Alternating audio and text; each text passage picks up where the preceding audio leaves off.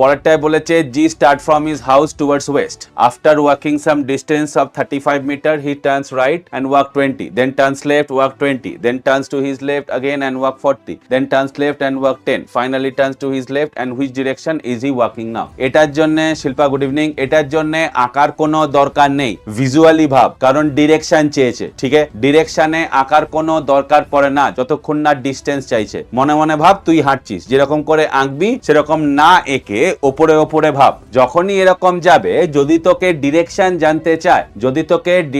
জানতে চায় তুই অলওয়েজ, অর্পিতা ঠিক করেছিস, পরের বার একটু তাড়াতাড়ি দিবি মারে।